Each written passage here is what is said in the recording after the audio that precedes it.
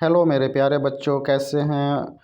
हम लोग 11th का एमसीक्यू सीरीज़ जो कल से स्टार्ट किए हैं वो आज कंटिन्यू करने जा रहे हैं। इससे पहले हम लोगों ने एक वीडियो अपलोड कर दिया है जिसमें 51 एमसीक्यू कंप्लीट करा दिया है। तो अगर आपने वो वीडियो नहीं देखा है तो सबसे पहले वो वीडियो देखें, फिर यहाँ से कंटिन्यू करें। तो इसमें हम आपको एमसीक्यू के साथ साथ कॉन्सेप्ट भी डिस्कस करने वाले हैं। तो अगर आपका कॉन्सेप्ट अगर वीक है तो आपको टेंशन लेने की बिल्कुल ज़रूरत नहीं है। विद कॉन्सेप्ट आपको एमसीक्यू सॉल्व कराई जाएगी इस वीडियो में। तो चलिए हम लोग स्टार्ट करते हैं। तो अगर आपने पहला वीडियो नहीं देखा है तो पहले पहला वीडियो देखें, वहाँ से आपको बहुत सारी कॉन्सेप्ट जानने को मिलेगी। फिर इस वीडियो को कंटिन्यू कीजिए। तो चलिए देखते हैं हमारा पहला सवाल आज का। तो देखिए आज का हमारा पहला सवाल है कि सवाल पूछा गया है पहला कि बल गुणनफल है। तो देखिए बल किसका गुणनफल है। तो बल जो है, बल बराबर क्या होता है, F बराबर होता है एम ए द्रव्यमान इंटू त्वरण।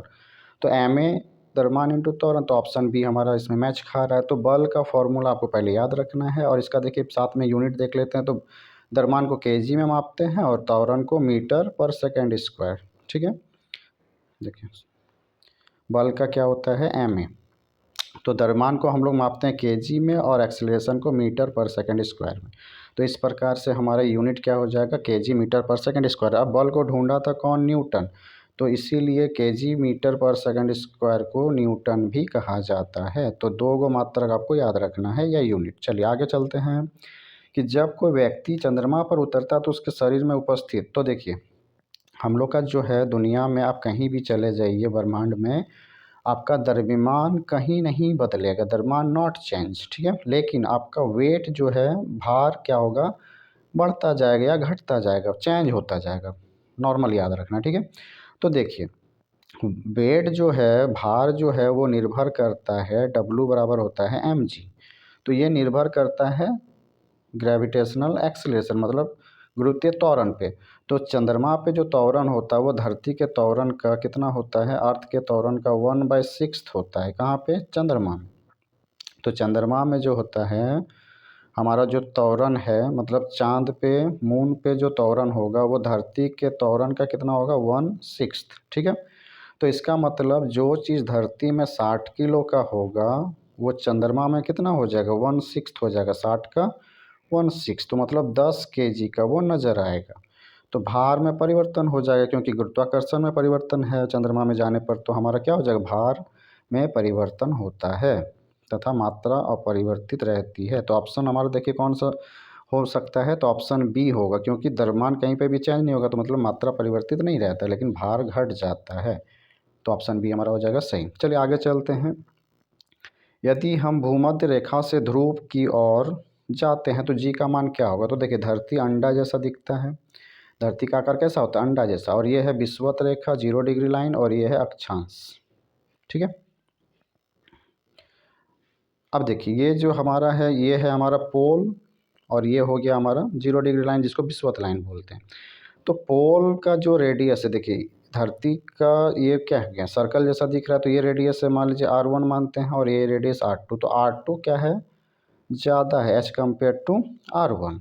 R2 का वैल्यू ज़्यादा होता है R1 से। ठीक है, तो पोल का रेडियस कम है। तो अगर हम लोग, और हमारा जो जी है वो निर्भर करता है, देखिए जी का फॉर्मूला आपको याद रखना, धरती का मास बटे आर स्क्वायर, रेडियस का स्क्वायर होता है। ठीक है, तो अगर हमारा आर का मान घटेगा तो जी का मान बढ़ेगा। तो जब हम लोग विषुवत रेखा से पोल में जाएंगे तो पोल में जाएंगे तो आर घट जाएगा, आर घटेगा तो जी बढ़ेगा। तो ऑप्शन कौन सा सही होगा हमारा, तो ऑप्शन देखिए हमारा सही हो जाएगा बढ़ता है।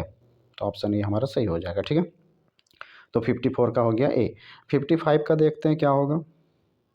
तो 55 है शरीर का वजन, शरीर का वजन बोल रहा है पृथ्वी पर हर जगह समान होगा, ध्रुवों पर अधिकतम होगा। अब देखिए वजन जो है किस पे निर्भर करता है, जी पे, W बराबर mg होता है। अब जी का मान अगर चेंज होगा तो W का मान भी चेंज होगा। ठीक है, अब ध्रुवों पर क्या होगा, अधिकतम होगा, ध्रुव पर जी क्या होता है, ज़्यादा होता है, तो W भी ज़्यादा होगा। तो विषुवत रेखा पर अधिकतम नहीं होता क्योंकि विषुवत रेखा में आर का मान घटता है, तो डब्लू का मान भी घटे, तो जी आर का मान घटेगा तो जी घटेगा, और जी घटेगा तो डब्लू घटेगा, तो विषुवत रेखा वाला ऑप्शन गलत हो जाएगा। तो हमारा सही ऑप्शन कौन सा होगा कि ध्रुवों पर अधिकतम होता है, तो ऑप्शन बी हमारा सही हो जाएगा। चलिए 56 देखते हैं। व्यक्ति पृथ्वी पर कोई भी व्यक्ति पृथ्वी की सतह की तुलना में चंद्रमा की सतह पर अधिक ऊंचा क्यों उछल सकता है। मतलब हम लोग मान लीजिए धरती है, यहाँ पे कोई इंसान खड़ा है, अब उछल रहा है, तो मान लीजिए 1 मीटर उछल पा रहा है, मानना है। लेकिन अगर कोई इंसान को हम लोग कहाँ ले जाएंगे, चंद्रमा में, तो अब 1 मीटर जो उछल रहा है तो धरती इसको खींच रहा है ना, ग्रेविटेशनल फोर्स से खींच रहा है।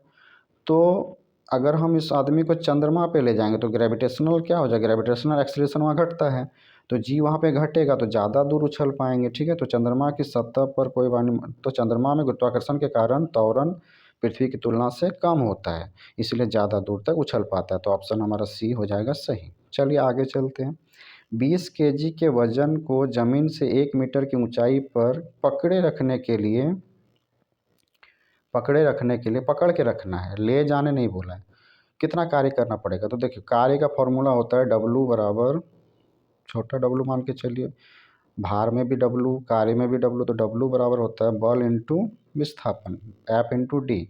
तो देखिए विस्थापन के बारे में कोई आइडिया ही नहीं दिया कि कितना विस्थापित हुआ, तो विस्थापन 0, तो कार्य भी 0 हो जाएगा। तो ऑप्शन कौन सा सही होगा, ऑप्शन सही हो जाएगा हमारा कोई कार्य नहीं, तो ऑप्शन सॉरी, तो 57 का आंसर कौन सा हो जाएगा हमारा, 0 जूल। कार्य का मात्रक, डब्लू का मात्रक क्या होगा, कार्य का जूल होता है। जूल नाम का साइंटिस्ट इसके बारे में ज़्यादा डिस्कस किया, इसलिए इसका नाम से जाना जाता है। बल का न्यूटन होता है, क्योंकि न्यूटन ने बल के बारे में डिस्कवरी किया है। ठीक है, चलिए आगे।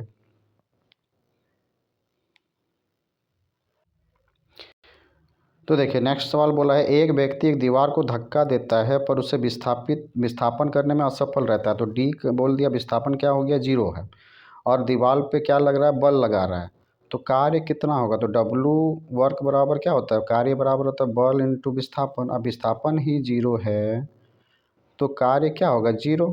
तो क्या बोले, कोई भी कार्य नहीं होगा इसके द्वारा, तो 58 का क्या हो जाएगा, 58 का हो जाएगा हमारा ऑप्शन ए। 59 का देखिए क्या है, पहाड़ी पर चढ़ता एक व्यक्ति आगे की ओर झुक जाता है। जैसे हम लोग पहाड़ पर चढ़ेंगे तो आगे की ओर झुकते हुए चढ़ते हैं, क्यों, ताकि क्या हो सके हमारा, तो ऑप्शन ए, ऑप्शन 59 का ए है कि तेज़ी से चल सकेंगे। तो देखिए ऑप्शन डी हमारा इसमें सही होगा कि स्थायित्व को बढ़ाने के लिए हम लोग ऐसा करते हैं कि आगे की ओर झुक जाते हैं, ताकि हम मेरा स्थायित्व बना हुआ रहे, नहीं तो हम पहाड़ से गिर जाएंगे ना। तो ऑप्शन डी हमारा हो जाएगा सही, बाकी ऑप्शन गलत है, पढ़ लीजिए आप।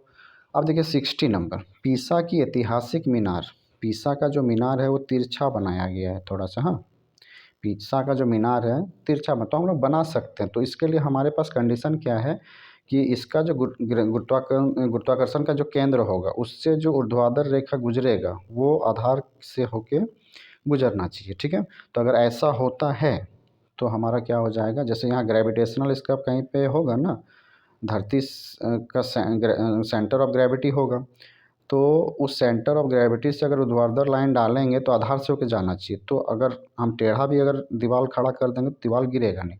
तो पीसा का जो ऐतिहासिक मीनार है वो तिरछा होते भी नहीं गिरता, क्योंकि इसके गुरुत्व केंद्र से जाने वाली ऊर्ध्वाधर रेखा आधार से होकर जाती है। तो ऑप्शन ए हमारा हो जाएगा सही। हर चीज़ का, जैसे हम मान लीजिए कार भी मान लीजिए कोई ट्रक है, अब माल लोड कर लिया है, तो इसका क्या होता है, सेंटर ऑफ ग्रेविटी होता है। तो सेंटर ऑफ ग्रेविटी अगर ज़्यादा ऊपर चला जाएगा तो ये गिर सकता है, तो इसीलिए हम लोग ज़्यादा हाइट तक का लोडिंग नहीं कराते हैं। तो सेंटर ऑफ ग्रेविटी और आधार का जो सेंटर, आधार लाइन से अगर गुजर रहा है, दोनों एक ही ऊर्ध्वाधर लाइन पर है, सेंटर ऑफ ग्रेविटी और आधार का सेंटर। ठीक है, तो अगर ऐसा है तो फिर हमारा तिरछा होने के बावजूद भी सामान नहीं गिरेगा। ठीक है, चलिए। जाड़े की रात में अत्यधिक ठंड पड़ने पर पानी की पाइप क्यों फट जाती है। देखिए अगर जाड़ा वाला दिन है तो ठंडा वाला दिन है, मतलब ठंडा वाला दिन में पानी किस में कन्वर्ट हो जाएगा, बर्फ़ में। तो पानी जब बर्फ़ में कन्वर्ट होता है तो क्या हो जाता है, आयतन बढ़ जाता है। ठीक है, अब आयतन बढ़ेगा, अब पाइप का साइज़ तो फिक्स है, तो आयतन बढ़ेगा तो साइज़ बढ़ जाना चाहिए ना, तो पाइप का साइज़ तो बढ़ेगा नहीं क्योंकि फिक्स है। अब पानी जा रहा था तो कोई दिक्कत नहीं था, बर्फ़ बन गया तो साइज़ बड़ा हो जाएगा ना, साइज़ बड़ा हो जाएगा, लेकिन पाइप तो बड़ा नहीं ना होगा, पाइप तो अपना फिक्स साइज़ में रहेगा, तो पाइप को फाड़ देगा।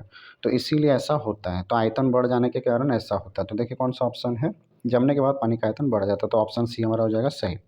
नेक्स्ट देखिए, पानी से भरी डॉट पानी से भरी डाट लगी बोतल जमने पर टूट जाएगी, क्यों? देखिए, कोई भी पानी वाला जितना भी ऑप्शन है कि अगर जमता है तो ये सामान टूट जाता है, क्यों? जमता है तो आयतन हमेशा बढ़ता है, याद रखना। पानी अगर जमेगा तो आयतन बढ़ जाएगा।